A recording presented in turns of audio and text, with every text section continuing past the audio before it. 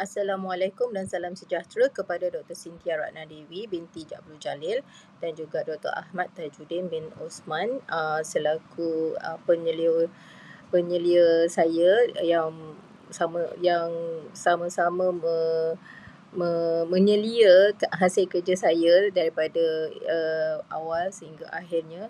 Saya Normah binti Ismail, nombor ID 202601010359. Okey, tajuk pembentangan saya adalah keberkesanan muzik dalam mempertekadkan bahasa kanak-kanak. Okey, seperti yang kita ketahui, bahasa merupakan aspek penting dalam menjadi asas kemahiran komunikasi interaksi, sosial dan pencapaian akademik kanak-kanak. Okey, aktiviti pembelajaran berasaskan muzik dapat meningkatkan perkembangan bahasa kanak-kanak. Dan ketiganya, guru memainkan peranan penting dalam menyediakan persekitaran pembelajaran yang merangsang perkembangan bahasa. Penggunaan muzik dalam bilik darjah prasekolah masih belum dilaksanakan secara menyeluruh. Okey, kita dapati bahasa memang tidak dinafikan, bahasa adalah salah satu perkembangan yang penting untuk pencapaian perkembangan kanak-kanak secara menyeluruh. Sekiranya kanak-kanak tidak mempunyai bahasa ataupun bahasanya yang tidak difahami atau tidak yakin untuk meluahkan apa kehendak mereka, so ia akan menjadi faktor utama, faktor kegagalan ataupun kemunduran kanak-kanak tersebut. Okey, latar belakang masalah bagi kajian ini adalah kelemahan perkembangan bahasa masih menjadi isu yang membimbangkan dalam kalangan kanak-kanak prasekolah. Okey, pendekatan pengajaran yang lebih kreatif dan interaktif diperlukan bagi merangsang perkembangan bahasa secara efektif. So maksudnya kita perlu mempunyai satu inovasi di mana kita menggunakan muzik sebagai pemangkit untuk kanak-kanak ni berkembang dari segi bahasanya supaya mereka akan terus berkembang secara holistik. Okey, elemen irama, melodi dan pengulangan dapat membantu pemerolehan bahasa secara semula jadi.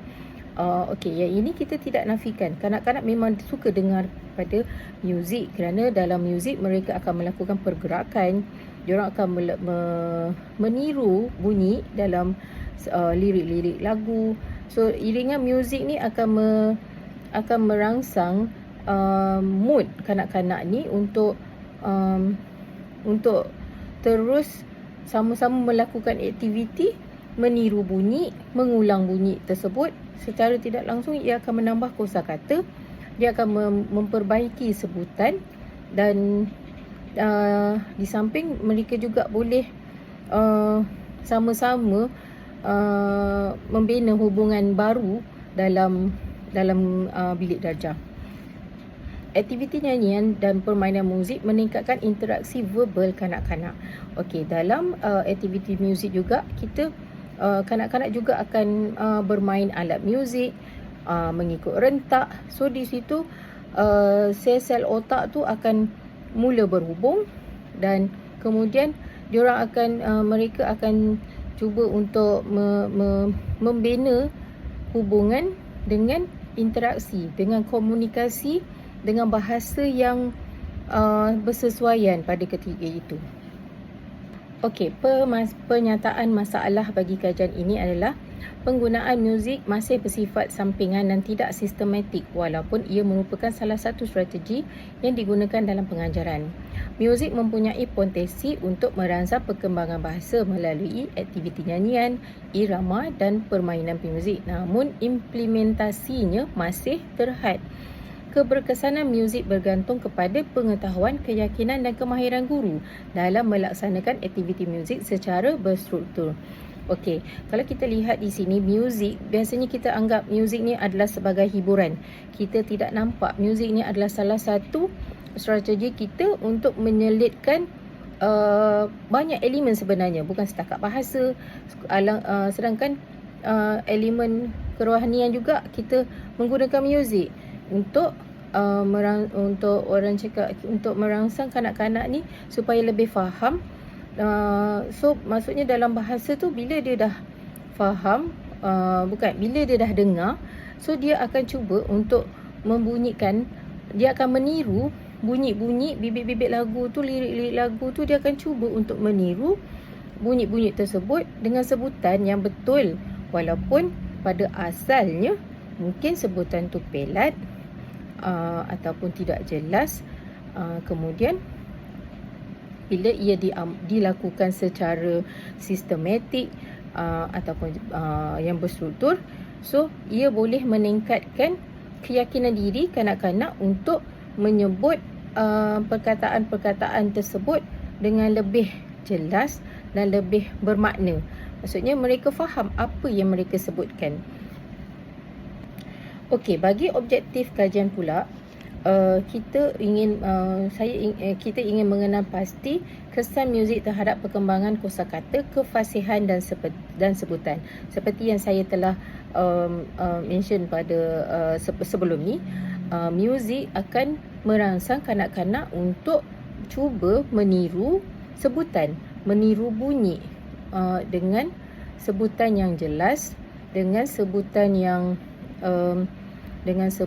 yang bermakna. Maksudnya mereka menyebut dan mereka faham apa yang mereka sebutkan. Secara tidak langsung mereka akan kosakata, perbendaharaan kata mereka juga akan bertambah. Okey, yang kedua, menganalisis tahap penglibatan guru dalam melaksanakan aktiviti muzik. Okey, guru juga perlu kreativiti, memerlukan kreativiti dan latihan yang orang cakap bersesuaian, supaya mereka boleh mengimplementkan apa yang mereka tahu ke dalam bilik darjah. So kreativiti dan ilmu pengetahuan para guru pendidik perlulah dipertingkatkan supaya muzik ni boleh diaplikasikan secara berkesan di bilik darjah. Okey, meneroka strategi berkesan bagi mengintegrasikan muzik dalam pengajaran bahasa di tadika. Seperti yang saya mention tadilah, maksudnya guru perlukan latihan, pengalaman dan juga kreativiti macam mana nak mengatur strategi pembelajaran yang lebih berkesan di dalam bilik darjah. Okey, persoalan kajian. Dalam kajian ini kita ada 4 soalan yang kita boleh petikaikan. Bagaimanakah penggunaan muzik mempengaruhi perkembangan kosakata kanak-kanak prasekolah? Apakah kesan aktiviti muzik terhadap kefasihan dan sebutan bahasa kanak-kanak? Bagaimanakah tahap penglibatan guru mempengaruhi keberkesanan penggunaan muzik dalam pembangunan bahasa? Apakah strategi berkesan yang boleh digunakan oleh guru untuk mengintegrasikan muzik dalam pengajaran bahasa di tadika? Okey, so kat sini peranan guru, macam mana diorang nak, guru-guru pendidik ni nak mengaplikasikan muzik tu supaya nampak ia adalah salah satu strategi, adalah salah satu metod yang digunakan untuk memperkayakan, memulihkan, untuk membangunkan bahasa kanak-kanak. Hipotesis kajian terdiri daripada 3. Yang pertama, terdapat perbezaan yang signifikan dalam perkembangan kosakata kanak-kanak prasekolah antara yang terlibat dalam aktiviti muzik dan yang tidak terlibat. So di sini kanak-kanak akan dibahagikan kepada 2 kumpulan. Satu kumpulan dipanggil kumpulan kawalan, di mana mereka akan diuji dengan penggunaan muzik dalam pembelajaran, manakala satu kumpulan lagi akan menggunakan cara konvensional, maksudnya cara lama yang tidak menggunakan muzik, maksudnya yang menggunakan cara lama lah. Okey, yang kedua pula, aktiviti muzik memberi kesan positif yang signifikan terhadap kefasihan dan sebutan bahasa kanak-kanak prasekolah. Dan yang ketiga pula, tahap penglibatan guru dalam melaksanakan aktiviti muzik mempunyai hubungan yang signifikan dengan keberkesanan pembangunan bahasa kanak-kanak. Okey, kepentingan dan rasional kajian. kepentingan kajian ini adalah untuk membantu guru mengaplikasikan strategi pengajaran yang lebih inovatif dan interaktif selaras dengan arus pembangunan sekarang dan juga perancangan Kementerian Pendidikan. Meningkatkan penglibatan kanak-kanak, persekitaran pembelajaran yang lebih positif, menyeronokkan dan kurang tekanan, meningkatkan keyakinan kanak-kanak untuk berkomunikasi secara aktif, mempercepatkan perkembangan bahasa serta interaksi sosial kanak-kanak. Okey, so dari segi kanak-kanak pula, dengan menggunakan muzik dalam pembelajaran kanak-kanak, ia akan meningkatkan satu keyakinan mereka. Maksudnya, kanak-kanak ini lebih yakin untuk bercakap walaupun pada awal ujian, pada awal kajian, mungkin kanak-kanak ini sebutannya adalah pelat ataupun perkataannya adalah terhad. So bila dengan menggunakan muzik ni dalam tempoh yang jangka masa yang kita mungkin buat dalam sebulan ataupun 2 bulan, sebutan tu mungkin akan lebih jelas dan juga kosakata, perbendaharaan kata akan meningkat, dan lagi satu yang paling penting, mereka tahu apa yang mereka sebutkan. Okey, dari segi ibu bapa pula, boleh mempraktikkan pembelajaran yang tidak formal bagi menyokong perkembangan bahasa secara berterusan. Okey, maksudnya di sini ibu bapa juga akan mendedahkan ataupun menyediakan lagu-lagu yang bersesuaian ataupun yang guru-guru, para pendidik boleh berkongsi lagu-lagu berkenaan yang berkongsi dengan ibu bapa lagu yang sama supaya kanak-kanak ni di rumah dia dengar yang sama dan di sekolah dia dengar yang sama. So dari situ dia ada kesinambungan antara sekolah dan juga di rumah, lagu yang sama, benda yang sama dia dengar. Jadinya mereka boleh ulangan ni boleh diserap dalam otak mereka untuk mengembangkan bahasa mereka. Contohnya, kalau di sekolah belajar tentang tema, so ada beberapa lagu yang boleh dipilih oleh pendidik sebagai lagu tema untuk minggu, contohnya minggu pada minggu berkenaan, dikongsikan bersama ibu bapa. So sama-sama mendengar, sama-sama mendedahkan, menyediakan kanak-kanak lagu yang sama. So kanak-kanak akan mendengar lagu yang sama, bibit-bibit yang sama, secara tidak langsung ia akan merangsang sebutan kanak-kanak tersebut. Okey, bagi kerangka konseptual, penggunaan muzik adalah independent variable, di mana alat pedagogi untuk merangsang kemahiran bahasa melalui pengulangan bunyi dan lirik. Aktiviti yang meningkatkan kesedaran fonologi, memori auditory dan pemprosesan bunyi. Aktiviti yang meningkatkan interaksi verbal dan pemerolehan bahasa. Variabel perantara pula adalah pengalaman guru, empati guru dan kreativiti guru. Maksudnya di sini perantara adalah guru, itu sendiri. Bagaimana dia menyampaikan, macam mana kreativiti digunakan untuk menyediakan bahan yang bersesuaian. Okay, perkembangan bahasa dependent variable merujuk kepada keupayaan kanak-kanak menggunakan bahasa secara lisan dari aspek kosakata, sebutan dan kefasihan. Seperti yang saya sebutkan tadi, dari bunyi yang mereka dengar, mereka akan cuba untuk memperbaiki bunyi, sebutan dan juga secara tidak langsung menambahkan kosakata, dan juga selain itu diorang faham apa yang mereka sebutkan, yang mereka nyanyikan. Secara tidak langsung banyak nilai-nilai murni yang akan diserap oleh kanak-kanak. Okey, imitasi kajian ini adalah hanya melibatkan kanak-kanak prasekolah. Oleh itu, dapatan kajian tidak dapat digeneralisasikan kepada semua populasi kanak-kanak. Maksudnya di sini hanya kanak-kanak yang di taska tadika. Maksudnya daripada umur 3, 4, 5, 6. So, selepas 6 tahun mereka akan ke sekolah rendah. Jadinya, kajian ini hanya kita akan fokuskan kepada kanak-kanak berusia 6 tahun ke bawah. Sedangkan sedangkan keperluannya adalah kepada kanak-kanak yang di sekolah rendah juga. Okey, tempoh pelaksanaan kajian juga adalah terhad, tidak mencukupi untuk melihat kesan jangka panjang penggunaan muzik terhadap perkembangan bahasa. Seperti yang kita tahu, memperoleh bahasa tidak memakan masa yang singkat. Mungkin memakan masa sebulan, 2 bulan, ada juga yang setahun, di mana untuk meningkatkan ataupun untuk meyakinkan kanak-kanak ni supaya boleh bercakap, boleh mengeluarkan kata-kata tu, memakan masa yang lama sebenarnya.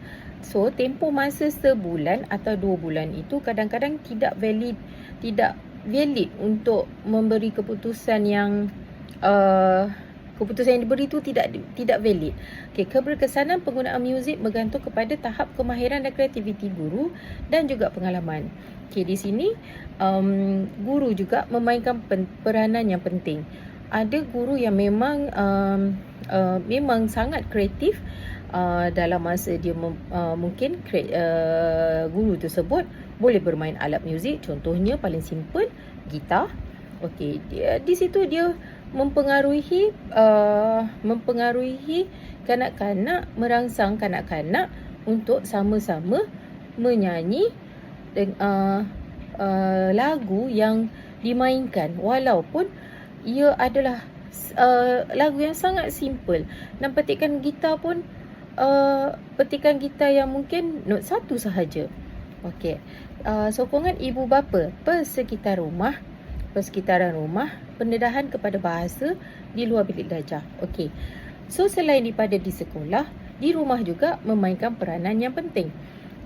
Jika ibu bapa hanya memberikan gadget dan memberi kebebasan kepada kanak-kanak untuk meneroka apa yang mereka ingin tengok, lihat atau nyanyikan, tidak dipantau, so pembelajaran juga tidak berlaku di situ. Kecuali ibu bapa duduk bersama melihat, menonton apa yang sedang ditonton oleh kanak-kanak sambil merangsang kanak-kanak untuk sama-sama menyanyi, menyebut lagu yang sepatutnya. Okey, metodologi kajian. So, kita ada reka bentuk instrumen. Reka bentuk untuk kajian ini kita menggunakan kuasi eksperimen. Kumpulan eksperimen didedahkan kepada pengajaran berasaskan muzik, kumpulan kawalan pengajaran secara konvensional.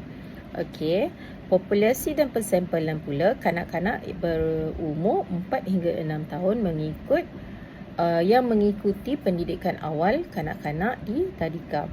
Instrumen pula pra-ujian dan pasca ujian, senarai semak, pemerhatian, soal sidik guru, analisa data dan juga perisian SPSS.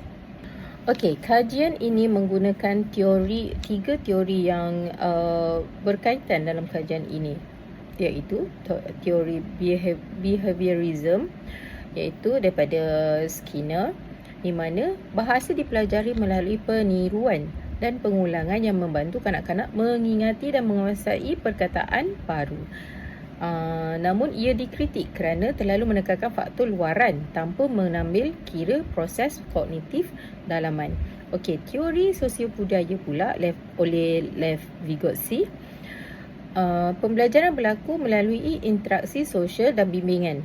Lebih relevan kerana ia mengambil kira peranan guru sebagai fasilitator dan pembelajaran. Begitu juga selain pada guru, ibu bapa juga memainkan peranan dalam proses perkembangan bahasa kanak-kanak. Okey, teori kecerdasan pelbagai teori kecerdasan pelbagai oleh Howard Gardner. Okey, menyatakan bahawa kecerdasan muzik dan linguistik saling berkait.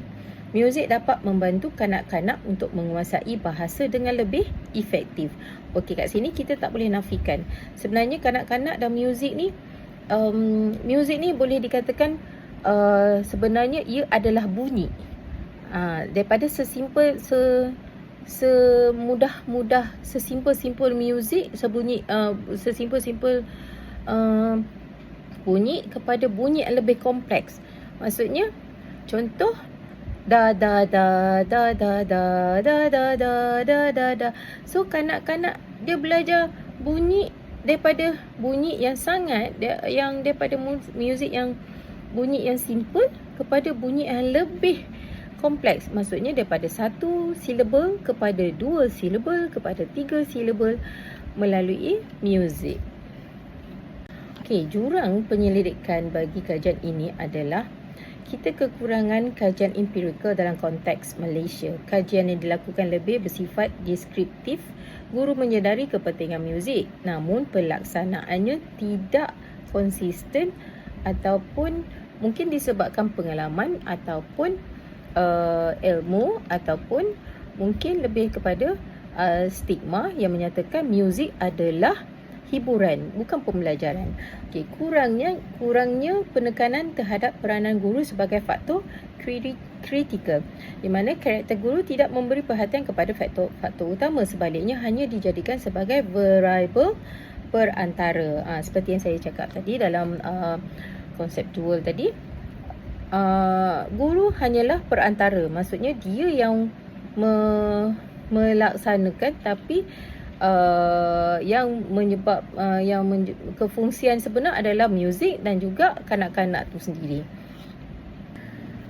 Kekurangan kajian berbentuk eksperimen dalam pendidikan awal kanak-kanak. Pendekatan kualitatif atau deskriptif tidak dapat mengukur kesan intervensi secara objektif.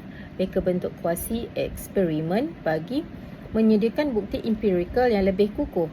Pelaksanaan muzik yang tidak sistematik dalam bilik darjah, guru menggunakan lagu sebagai alat bantu mengajar dan tidak berdasarkan perancangan pedagogi yang jelas.